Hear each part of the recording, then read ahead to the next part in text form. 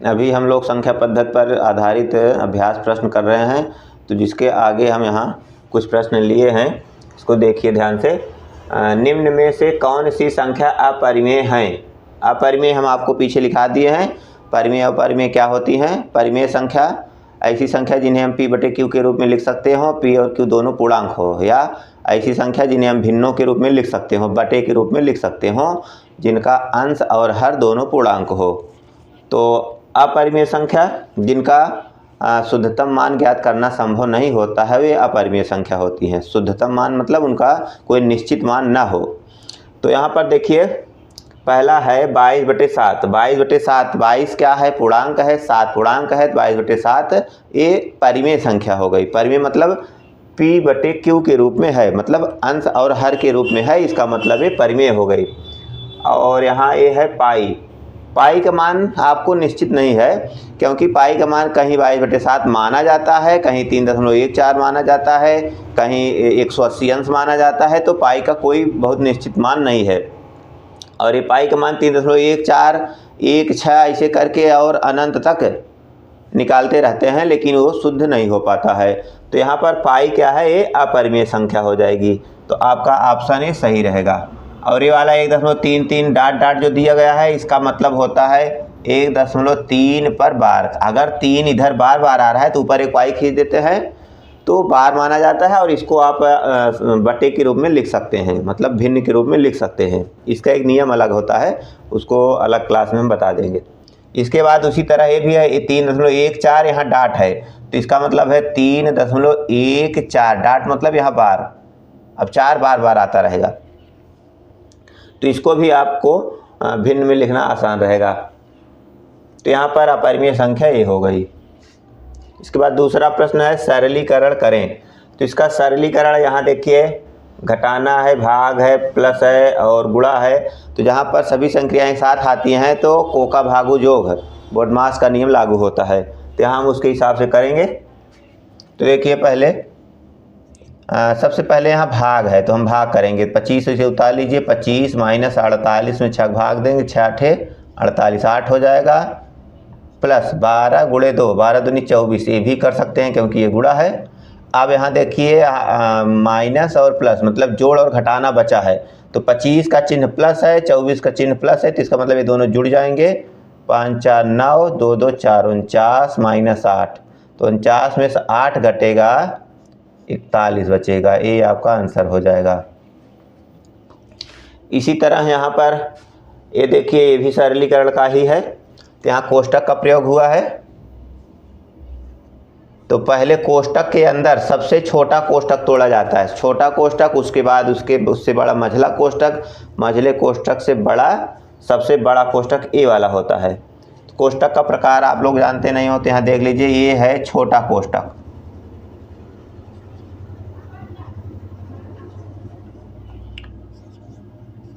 ये है मझला कोष्टक,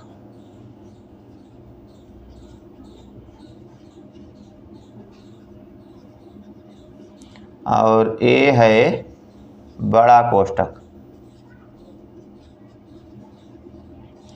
तो इसी के हिसाब से इनको तोड़ा भी जाता है। सबसे पहले छोटा कोष्टक, उसके बाद मझला कोष्टक, तब बड़ा कोष्टक। और एक होता है रेखा कोष्टक, कभी कभी इसका भी प्रयोग मिल जाता है। रेखा, मान लो कोई अंक यहाँ लिखा रहेगा, ए के ऊपर एक रेखा खींच दी जाएगी, ए माइनस बी अगर लिखा है तो दोनों रेखांकित है, इसका मतलब है रेखा कोष्टक। इसका प्रयोग बहुत कम मिलता है, लेकिन कहीं कहीं मिल सकता है। तो ये रेखा कोष्टक है। मान लीजिए अगर हम इस पर ऐसे इस तरह से यहाँ इतनी दूर तक रेखा कर दें, तो सबसे पहले रेखा कोष्टक तोड़ा जाएगा, तब रेखांकित वस्तु को पहले हल करना होगा। इसके बाद अब चलिए यहाँ देखिए, यहाँ ये छोटा कोष्टक कितनी दूर तक है, तो इसको पहले हल करना होगा, और सबको ऐसे उतारते चलेंगे। 8.4 माइनस 5 प्लस 0.3 का माने गुणा, यहाँ पर गुणा हो जाएगा आगे चल के। यहाँ देखिए एक गुणा है, इसका गुणा कर लेंगे, 3.3 माइनस इसका गुणा कर लीजिए यहाँ पर बगल में, 1.07 गुणे 2.6, 6 सते 42 6 0 0 4 6 के 6 2 7 14 2 0 0 1 2 1 के 2 जोड़ दीजिए 4 4 8 6 1 7 2 3 अंक बाद दशमलव 2.782 तो 2.782 यहाँ पर इसका काम ख़त्म कर सकते हैं वैसे तो, नहीं तो रहने दीजिए। अभी एक तो है यहाँ एक संक्रिया 8.4 माइनस 5 प्लस 0.3 का इसको क्या करना है, घटाना है। इसमें से इसको घटा लीजिए, इसका काम खत्म है। घटाने के लिए देखिए ध्यान से 3.3 और इसको घटाना है 2.782। हमेशा घटाते समय या जोड़ते समय दशमलव को सीध में रखा जाता है। अंक इधर उधर घटे बढ़े उससे दिक्कत नहीं है। अंक अगर घटता बढ़ता है तो उसको जीरो लगा करके बराबर भी कर सकते हो, देख रहे हैं ना। तो इस तरह से इसका घटाना होगा। चलिए घटाइए, 10 में से 8 2 घटेगा 8, या 9 में 8 घटेगा 1, यहाँ है बचा 2, 2 में से 7 2 घटेगा नहीं 3 से उधार जाएगा, 12 में 7 घटेगा 5 और यहाँ बचा 0। इसका मान आया 0.518। अब बड़ा कोष्ठक लगा सकते हैं। अब का माने गुणा, मतलब इसका दोनों का गुणा हो जाएगा। 8.4 माइनस 5 प्लस 3 का इसमें गुणा कर लीजिए, 3 8 24, 3 1 के 3 2 5, 3 5 15। अब यहाँ 3 अंक बाद दशमलव, 1 अंक इसका, 4 अंक बाद दशमलव हो जाएगा। तो इसको जोड़ेंगे 8.4 माइनस 5 का इसमें जोड़ है, इसका मतलब यहाँ 0 है। तो 5 यहाँ 0 में जुड़ेगा, क्योंकि 5 को 5.0 लिख सकते हैं इसे 5.00, क्योंकि 5 में दशमलव है नहीं तो हम दशमलव लगा कर सकते हैं 0 लगा करके। और यहाँ 0.1554 इस तरह से जोड़ा जाएगा, इसको ध्यान रखना चाहिए। तो सीधा जुड़ जाएगा दशमलव, तो 5.1554। अब यहाँ क्या है, यहाँ घटाना है तो घटाना करेंगे, तो 8 में से इसको घटाना है तो यहाँ घटा लीजिए 8.4 और यहाँ 5.1554। तो यहाँ भी 0 बढ़ा करके बराबर कर सकते हैं। तो 10 में से 4 घटेगा 6, यहाँ 9 में 5 घटेगा 4, 9 में 5 घटेगा 4, या 3 में से 1 घटेगा 2.85 घटेगा 3। तो आया कितना, 3.2446। ये आपका आंसर होगा। ठीक है, तो सरलीकरण बहुत सरल होता है, लेकिन इसके नियम को आपको मालूम रखना होगा। बोडमास का नियम, को का भाग योग। अगर जब सभी संक्रियाएं एक साथ आती हैं तो गुणा भाग जोड़ घटाना, तो सबसे पहले भाग, तब गुणा, तब जोड़, तब घटाना, ये करेंगे। या कोष्टक, को का भाग योग का मतलब ही होता है कोष्टक, उसके बाद का, तब गुणा, तब भाग, तब गुणा, तब जोड़, तब घटाना, अंत में इस तरह से किया जाता है। यहाँ देखिए अगला प्रश्न है 957 गुणे 957 गुणे 957 प्लस 143 गुणे 143 गुणे 143 बटे 957 गुणे 957 माइनस 957 गुणे 143 प्लस 143 गुणे 143 बराबर क्या होगा। इसमें से ऑप्शन दिया गया है।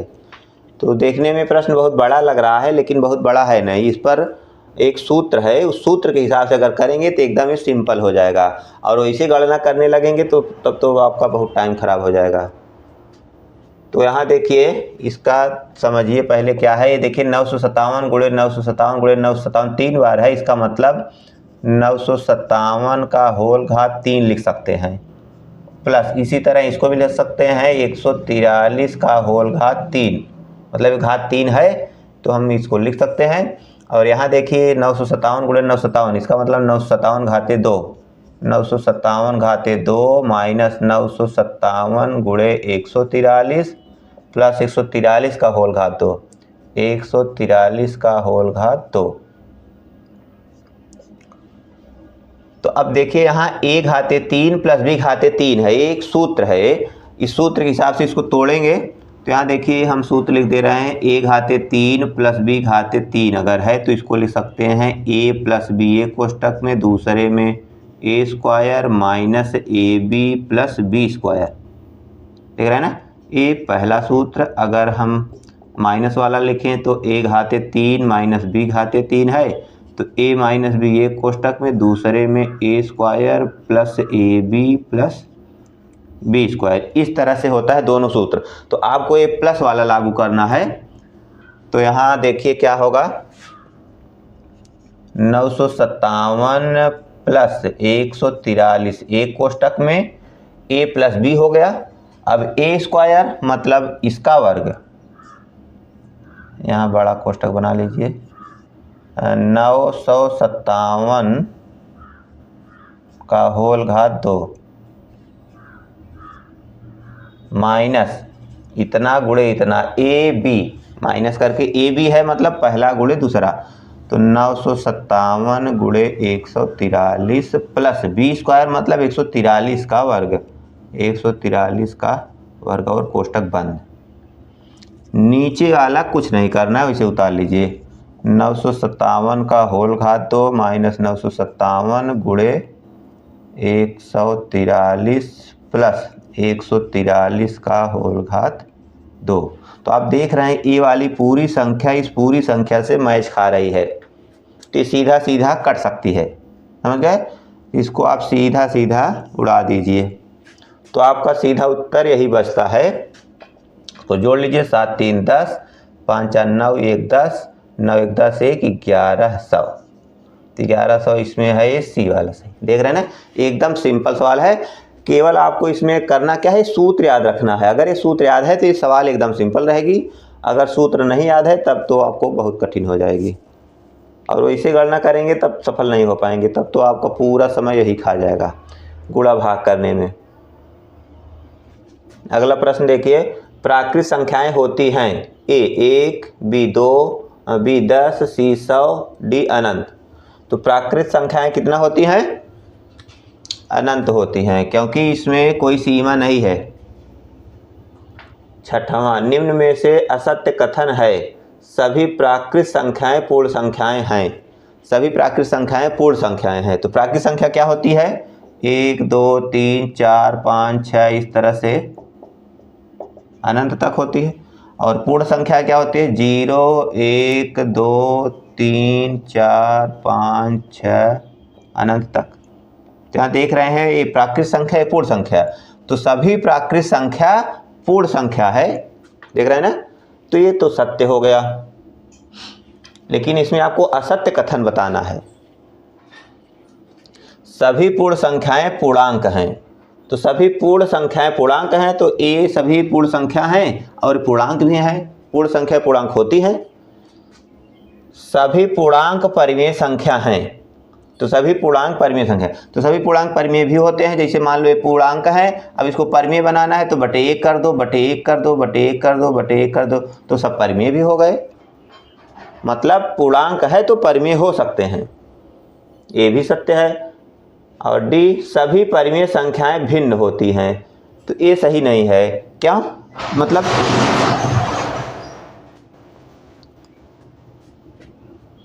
मतलब यही विकल्प आपका सही माना जाएगा, क्योंकि सभी परिमेय संख्याएं भिन्न नहीं होती हैं। परिमेय संख्या भिन्न हो सकती है लेकिन सभी नहीं। तो इसे यहाँ देखिए सब भिन्न नहीं है, अभी इसको आप भिन्न नहीं मान सकते। जब बटे 1 करेंगे तो भिन्न होगी। तो ये ऑप्शन आपका सही माना जाए, क्योंकि असत्य कथन पूछा गया है और ये कहा है सभी भिन्न होती है, मतलब सभी परिमेय संख्या भिन्न होती है, तो ये सत्य नहीं है। इसके बाद n प्राकृत संख्या हो तो निम्न में से विषम संख्या है। n प्राकृत संख्या हो तो इसमें से कौन विषम संख्या होगी।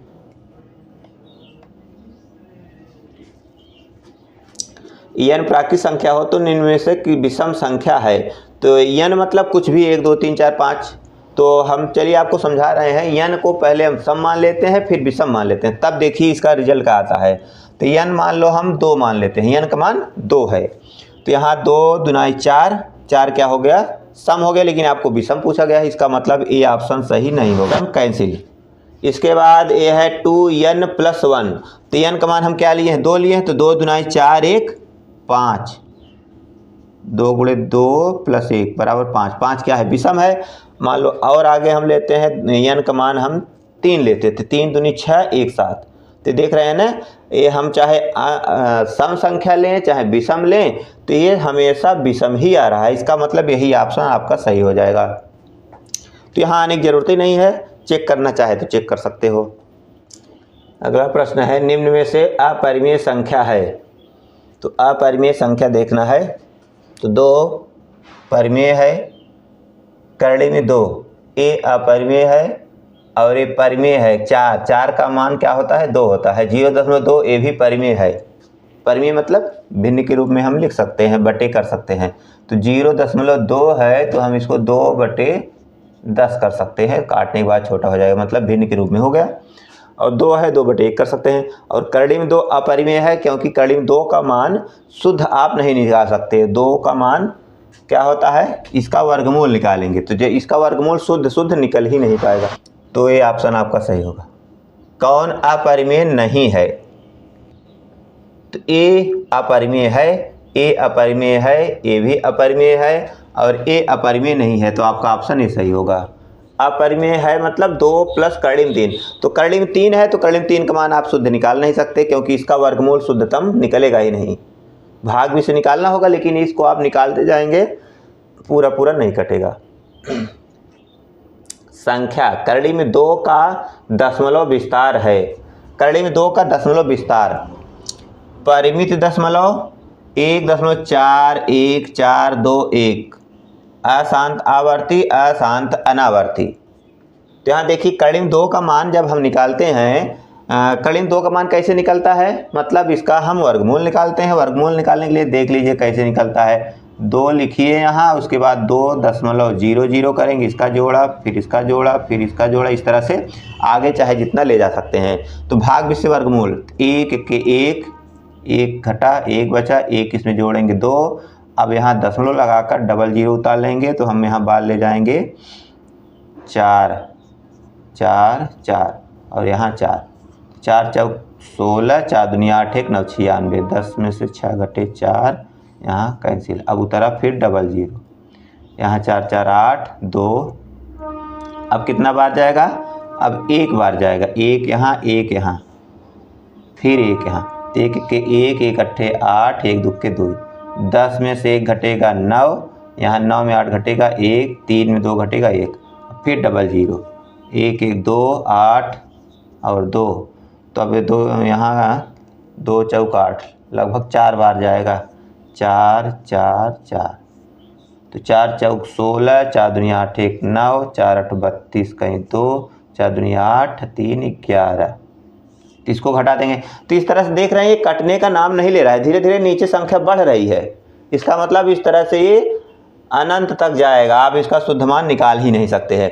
तो यहाँ देखिए यही मान आ रहा है इसका, मतलब ये तो यहाँ तक दिया है, इसके आगे भी तो होगा। तो ये एकदम सत्य नहीं है, कुछ दूरी तक सत्य है लेकिन पूरा सत्य नहीं है। अशांत आवर्ती, अशांत आवर्ती मतलब, अशांत का मतलब क्या होता है, दशमलव 2 प्रकार का होता है, शांत आवर्ती अशांत आवर्ती या अशांत अनावर्ती। शांत और अशांत 2 टाइप का होता है। जब पूरा कट जाता है तो शांत दशमलव में कहा जाता है, जब पूरा नहीं कटता है तो अशांत कहा जाता है। तो ये तो अशांत है ही, क्योंकि ये पूरा नहीं कट रहा है, इसका मतलब ये अशांत है, लेकिन आवर्ती नहीं है। आवर्ती मतलब क्या होता है, जैसे ये हम भाग दे रहे हैं तो बार बार वही संख्या आए। जैसे 10 में 3 का भाग 2, 3 त्रिक्का 9, 1 बचा, दशमलव लगाए 0, फिर 3 त्रिक्का 9, 1 आया, फिर 3 3 3। तो ऐसे 3 3 आएगा, तो क्या है, ये आवर्ती है।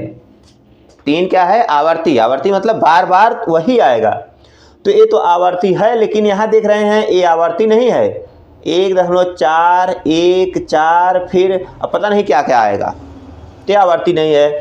तो ये दशमलव क्या है, अशांत अनावर्ती है। तो अशांत अनावर्ती है, इसका मतलब ये ऑप्शन सही रहेगा। ठीक है। इसके बाद है 11वां प्रश्न, अपरिमेय है। तो 0.14, तो ये अपरिमेय नहीं है, ये तो परिमेय है।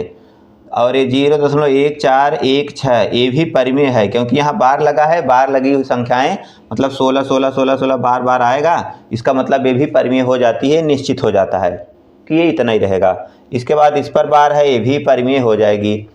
तो अपरिमेय संख्या बची यही, तो ये अपरिमेय होगी भी, क्योंकि इसमें देखिए डॉट डॉट लगा है। अब आगे पता नहीं क्या क्या क्या होगा, अनंत तक ये भी जाएगा, तो ये आपका ऑप्शन सही रहेगा।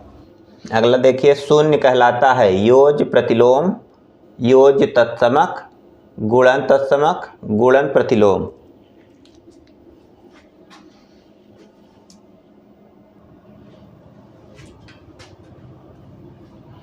तो इसमें कौन ऑप्शन सही होगा? योज प्रतिलोम। योज प्रतिलोम मतलब योग का प्रतिलोम, घटाना हो जाएगा, तो ये तो होता नहीं है। योज तत्समक, योज तत्समक यही सही रहेगा। क्यों? योग का तत्समक, तत्समक मतलब उसमें कोई चीज़ जोड़ा जाए या इसमें कोई चीज़ जोड़ा जाए वो वही रहता है। तत्समक मतलब उसी के समान रहता है। जैसे हम 5 में 0 जोड़ेंगे तो 5 आएगा, या 5 में 0 जोड़ेंगे तो भी 5 आएगा। योग का तत्समक मतलब जिसमें जोड़ेंगे वही रहेगा, तो योग का तत्समक। गुणन तत्समक नहीं है, गुणन प्रतिलोम नहीं रही है। इसके बाद 3/4 का गुणात्मक प्रतिलोम। गुणात्मक प्रतिलोम, गुणा का उल्टा, तो 3/4 का गुणा का उल्टा ये 4/3 हो जाएगा, ये सही रहेगा। इसके बाद 7 का योज प्रतिलोम। 7 का योज प्रतिलोम, योज मतलब योग, योग का प्रतिलोम माइनस, तो 7 का माइनस, ये -7 हो जाएगा।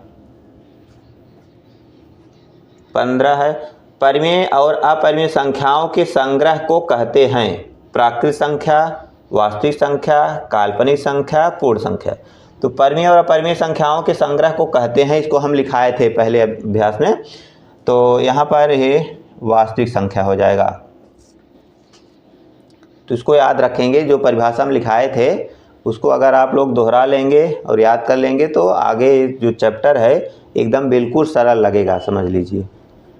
तो इस तरह से आप लोग अभ्यास प्रश्न किताब से, आपके पास जो भी किताब हो उससे अध्ययन करेंगे तो इसमें ज़्यादातर सवालें हम कवर कर लिए हैं, तो आप लोग आसानी से लगा सकते हैं। ठीक है।